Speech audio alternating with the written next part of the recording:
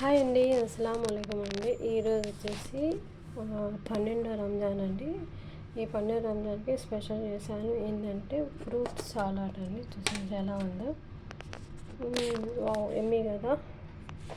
అన్నీ ఉన్నాయన్నీ చేస్తున్నాను, కానీ ఇది ఫస్ట్ చేసి పెట్టేశాను ఫ్రిడ్జ్లో పెట్టాలని. అంటే కొంచెం ఇది చల్లగా ఉంటే బాగుంటుంది. తర్వాత అంటే ఇది బ్రెడ్ అండి, చూసారా.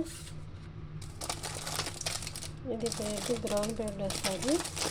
ఇదంటే బటర్తో అటు ఇటు కాల్చి దానిపైన లబన్ అని వస్తుందండి.